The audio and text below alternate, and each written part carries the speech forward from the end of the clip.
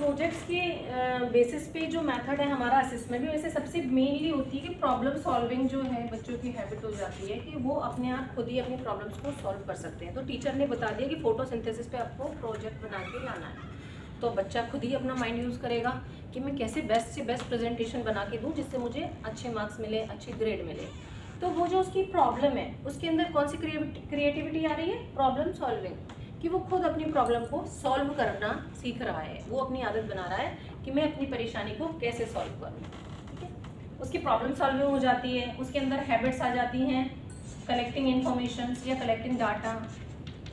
अब प्रोजेक्ट्स के द्वारा ही बच्चे में क्या हैबिट डेवलप हो जाती है कि वो इन्फॉर्मेशन कलेक्ट करता है, 4 बच्चों से डिस्कस, अरे तुम क्या बना रहे हो, या हम इसको कैसे बेटर बना सकते हैं, या अपने वो पेरेंट से या एल्डर कोई उसका भाई बहन है उससे वो इन्फॉर्मेशन लेना चाहेगा, है ना। तो वो यही चाहेगा कि मैं अपने इसको बेस्ट से बेस्ट प्रेजेंटेशन दूँ। और उसके बाद में आ जाता है लास्टली थर्ड इसका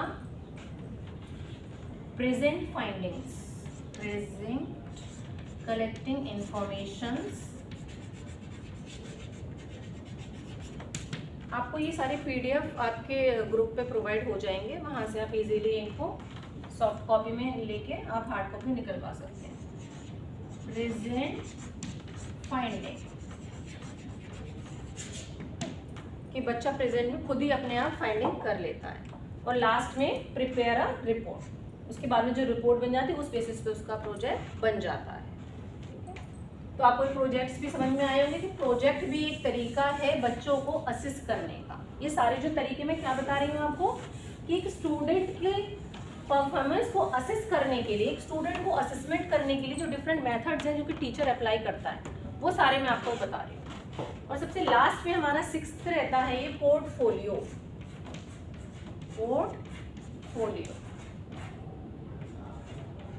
हमारा लास्ट असेसमेंट मेथड है, असेसमेंट टूल्स का जो मेथड है वो रहेगा पोर्टफोलियो। तो पोर्टफोलियो क्या होता है कि इसमें teacher, it is a collection of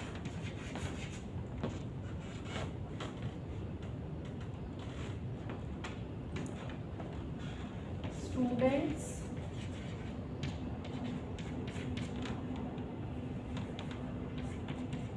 overall progress, बच्चे ने कितना सीखा, कितना तरक्की करी, कितना प्रोग्रेस किया, या उसकी परफॉर्मेंस कैसी रही, और परफॉर्मेंस।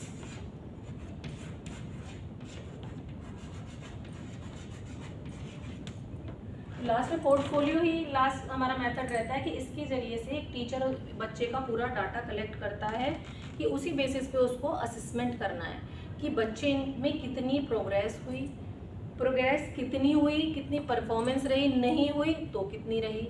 तो ओवरऑल ये जो रिकॉर्ड है, हम इनका रिकॉर्ड कहाँ रखते हैं? पोर्टफोलियो में।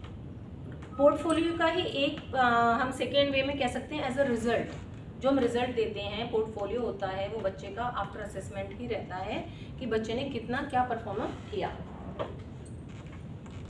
तो इसका मेनली पर्पस पोर्टफोलियो का क्या रहता है? ओवरऑल बच्चे की ग्रोथ कितनी रही, पर्पस बता देती हूँ मैं इसका। पोर्टफोलियो का सबसे मेन पर्पस रहता है ग्रोथ ऑफ द लर्नर या ग्रोथ ऑफ चाइल्ड, बच्चे ने कितना सीखा, बच्चा कितना क्रिएटिविटी ऑफ द